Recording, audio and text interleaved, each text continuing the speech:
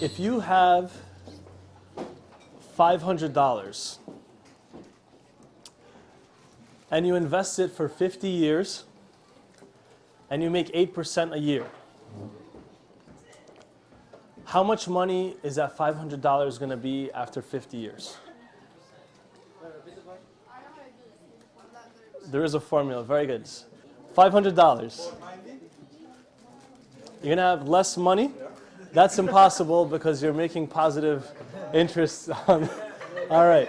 So this is why we have a microphone for people. What? So $500 after 50 years is going to be $24,000. If you had $1,000, which is double, you're going to have $1,000. Just $1,000 is going to become $46,000 after 50 years. If you make 8% every year, right? What's the point of that, though? That you should give me $500? No, right? The point is that whatever decisions you make early on have a very big impact later on in your life. You guys get what I'm saying? Let's say you're 50 years down the line, but you didn't have $500, or instead of taking that $500 and investing it, what you did was you take it and you bought a leather jacket. What would happen to you 50 years down the line? You won't have anything, right? You'll be out $46,000, right? So the point that I'm trying to make is that whatever decisions you make now, whatever investments you make early on in your life are going to impact you for the rest of your life, right? So I'm not trying to be, you guys know we kind of did this before. We're always trying to tell you guys about college and everything and the decisions you make and being a Christian freshman and sophomore and everything. We're not trying to have a negative conversation. But we want you to now all of a sudden, because at your age, when you're growing up, when you're like maybe before 13 years old, you're trying to figure out how people work with each other. You're learning how to kind of communicate with people. And then when you get into high school, what you're figuring out is who am I, what's my identity, what kinds of things do I like. But now this next phase, all of a sudden, is going to hit you. What you're trying to figure out is that not just who am I, but what's my place in this world, right? What am I going to do in this world? What's my contribution to society? What impact is society going to have on me? These are all difficult questions, and maybe we're not expecting them at all. Okay, so the first point is that whatever choice you make is going to affect these few things. Number one, it's going to affect amount of time you have for your family, for friends, for church, and for service. The next thing is that whatever decision you make is going to affect the types of vacations you go on. Did you think about that? That's a difficult one, right? So what are you going to do? I'm not telling you what's right or wrong, but think about this. What if your friends, doesn't matter what they do, but they all have jobs that allow them to go every year. They can go to another country for vacation for 2 weeks. And you chose a job where your finances don't allow for that. Are you able to do that, right? Are you able to handle that? It's not easy to think about these things, right? You can't hang out with your friends for those 2 weeks because they're in, Malaysia or something, right? And you're going to, I don't know, Atlantic City, or you shouldn't go there, but but you guys get what I'm saying? You're making a decision now about what vacations you're going to go on in the next few years, right?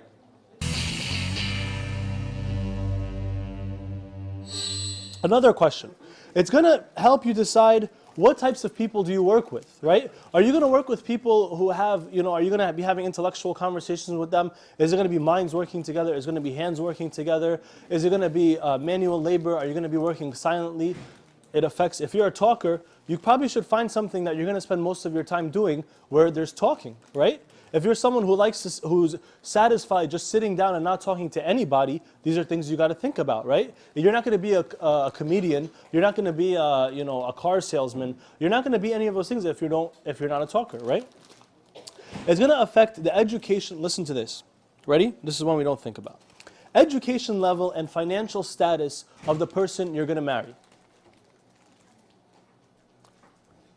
So if you're a guy, right? If you're a guy,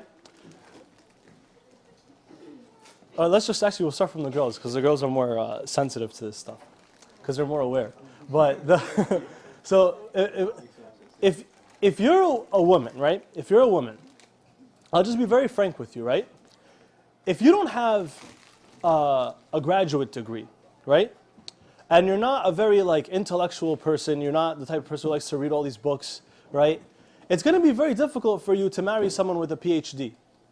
Because you're not going to understand how is this guy able to sit down and study and read books for hours a day when I just want to hang out and talk. There's nothing wrong with either one, right? I'm just saying general things. There's exceptions to everything. But we want to focus on the non-exceptions, because most of us are not exceptional by definition of the word exception, right? So, am I going to be able to do that? Is it going to be easy as a guy? Are you going to be able to face a wife? I'm just saying. I'm not saying it's right or wrong. I'm just telling you what happens. Are you going to be able to face your wife if she makes 3 or 4 times more than you make? I'm just saying. So, it seems easy, but I'm telling you guys, it's not. There are marriages that have so many problems because of these very small reasons. And you're deciding, by the decision you make, you're putting yourself into a way of life, right? It's any way of life. Live in an apartment, live in a house. Go to vacations here, go to vacations there. Hang out with these people, hang out with those people. Do this, do that, all these things, right? I'm not trying to tell you in any way that one is better than the other. No way am I trying to tell you that one is better than the other. I'm just trying to tell you to look ahead 10 years and see what you want in 10 years so you can start building for it now. That's all I'm saying. Okay? Are you guys with me or no? Yeah? Tough questions that you're trying to face on a Saturday afternoon. All right. Next thing, right? Amount of loans you're going to have when you graduate. We talked about this before. If you want to become a high school teacher, why in the world, I'm just saying, why in the world are you going to go to NYU and graduate with $200,000 worth of loans when you're only going to make $50,000 or $60,000 a year before taxes?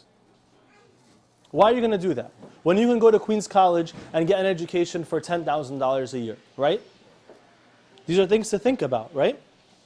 Because guys, loans are there forever. You're always going to be in debt. You're going to have a house, you're going to have a car. All these things are loans, right? And you know what what's one of the top topics that couples argue about? Finances. They just fight over finances, right? So you have to think about these things. All right. So these are just some points to get us started. Now, some things to think about. When you are thinking about this time in your life, one of the biggest mistakes that we make at 18, 17, 16, 19, 20 is we lose sight of the bigger picture, right? Which we're just saying that, again, there's marriage, college is going to end, right? There's children, there's service, there's church, there's all these things that last 40 or 50 years, right? And all of them are on you. Before, when you were younger, I'll tell you what's going to happen once you go to college. And by the way, there are still college freshmen and sophomores who haven't figured this out, right? And there's parents who haven't figured this out either, right? That you're a senior or a junior in high school, and you're getting ready to graduate, and every day you have someone tell you, hey, did you do your homework? Hey, okay, guys, turn in your homework. Did you come to class? We're taking attendance. We're going to put you on the little, I forgot what those names of those little square cards are called in public school, but we're going to, Delaney cards. You guys had Delaney cards? Yeah. We're going to check you off on the Delaney card. We're going to give you the school is going to print out for you a program of your classes. And they're going to tell you what classes you need to graduate. You think any of that happens when you go to college? Nobody cares, right? You're paying your tuition. That's it. That's all that matters, right? In college. You're paying your tuition, and all of a sudden you, by yourself, without your parents, without anybody, you have a cell phone that if you text too much, it's going to cost tons of money, right? You have a car, maybe you're going to drive to school, or you're going to be dorming, which is another topic, right? So you have all these things that are now on you, just one person. Of course, everybody's here to help you. We all love you. We're all praying for you. We're all here to support you and give you a hug and tell you everything's going to be okay and tell us our opinion. But in the end, you are the one who's living your life, right? So it's all one person. Imagine Joe is one person, a whole entire life. He's given 80 years. May God give you all long lives or great Christian lives. And you're given 80 years and you have to do all the decisions by yourself, and this is one person, your own entity, your own like little company with all your decisions, with all your accounts, with all your possessions, with all the responsibilities, all the people who love you, all the people who depend on you, all the people you love, one person, right? Okay. So it's all on you. And now I just want to close off with some, so I just wanted to tell you about those things, and now we're going to close off on some myths of the college experience, and then 8 things that every successful person should do. All right? Myths about this next stage. Number 1, that there's such a thing as a college experience. All right? This is I heard this from someone. She was going to an Ivy League school, and you guys, yeah, it's not who you think it is, but she was telling one of our friends, and I heard this, and I was like, oh my gosh, this is the worst thing I've ever. This is like the dumbest thing I've ever heard. She's like, oh yeah, you know, you gotta have the college experience. What in the world is the college experience? What is it?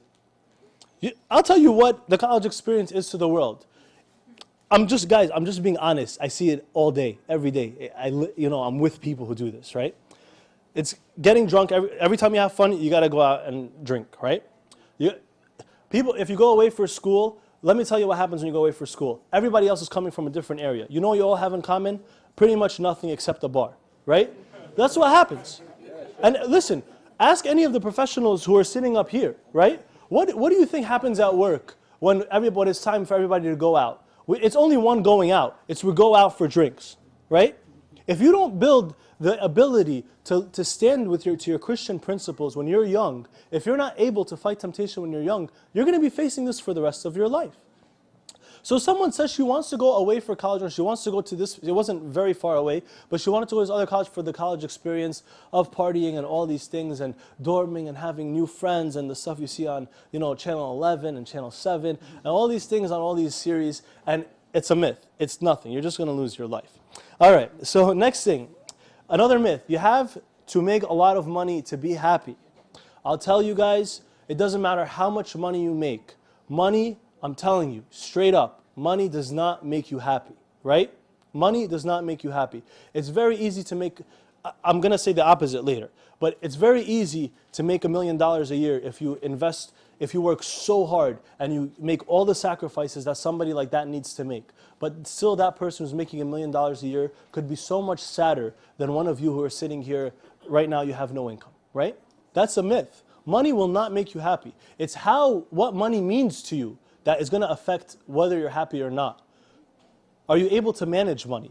Are you able to live a simple life? Are you able to accept that you're not comparing yourself against someone else?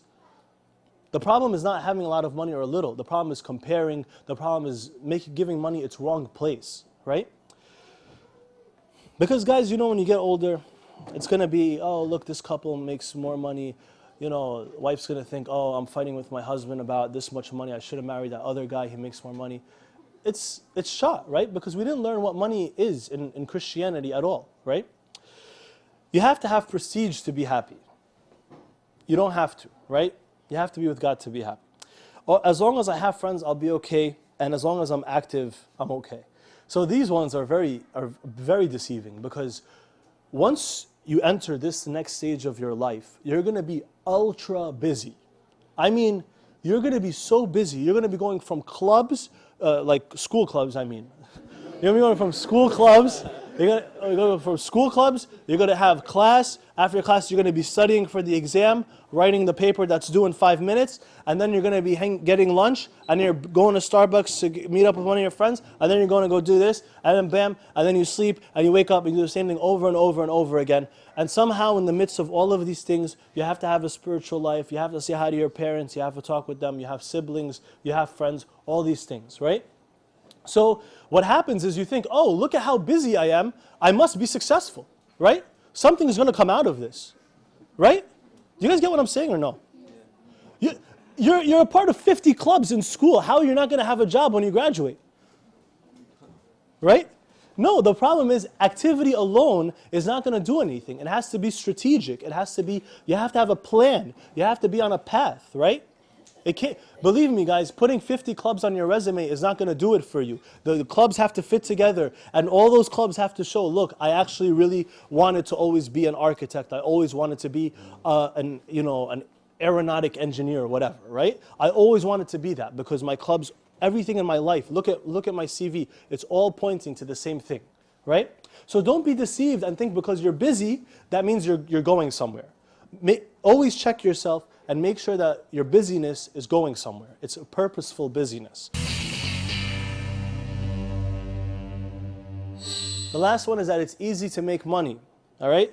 You see, the thing is, guys, in your life, your parents are, I'll give you, just before I even say that, there's a very big difference between people who come from Egypt with their parents and people who come alone, right? I was just talking to two young women, and they came from Egypt. Their dad actually approached me, right? And he's telling me, you know, oh, this is what they study in Egypt, we need to help them out, blah, blah, blah, blah. And while we're talking, I know, no matter what these two young women choose, their dad and their mom, they will work like crazy to help them accomplish their goals, right? So I told them, listen, I told those two women, I said, listen, don't work, you need to study, right? You have to focus on the things you have to invest in yourself now. Because, and I told the dad, I said, uncle, you know, are you able to help them? He said, absolutely, we will take out loans to help them, right? But someone who comes from Egypt by themselves, I'm just telling you, I'm not trying to focus on Egypt and America. I'm just trying to focus on having money and not having it, right? That somebody who comes from Egypt by themselves, they have to work and they have to study. It's not easy. But most of us here, we're sitting here with the support of our parents. So we don't even know the difference between the money coming in and me being able to put on not even have to think where this shirt came from and just going out to school to study and then somebody else who has to work to get it. We think money is just an easy thing. But what we're going to get into in the countdown is that in life, believe me, and some people face it when they're 25 and it's too late to deal with it, or it's much harder to deal with, is that you have to work hard to get somewhere in your life. If you ever think that your career is just going to figure itself out, it's not going to happen. If you think you can go to school, and the saddest thing that it's so common amongst the youth now, and I'm so sad because it's such a simple, unchristian thing that's happening, it's so common, is cheating in school. It's the saddest, most disgusting thing I know our youth are doing right now besides all this other stuff. Why in the world are some of our freshmen and sophomores in college cheating in school? Are you people crazy, right? Why are you cheating? We think we're going to get through school, through our whole career by cheating on exams, by, talking to the right people and not doing any hard work ourselves. This is a shot way of thinking, and it will catch up to you. Because the world, I'm telling you very simply, the world does not care whether you're a nice person or not, right? It doesn't matter. You could be a nice person and you have a patient right in front of you. Being nice is not going to make that person healthy. You have to have an education, right? You have to know what you're doing. You have to work hard. You have to have good work ethic. You have to be disciplined, right? Guys, I know this is like a downer conversation, right? I'm raining on everyone's parade. It's so negative, Makar. Why are you telling me all this stuff? We came to have fun and hang out. But I'm telling you guys, if you don't know this, the down that you're feeling now, you're going to have it for the rest of your life. Right? So it's good to feel it now so you can raise your senses and awaken your senses to take life seriously. Please, guys, don't break the system. Countdown. Top 8 things to be successful. Number 8, keep the big picture in mind. Always think ahead. Never, ever, ever rush to make a decision that's going to affect anything more than the next minute.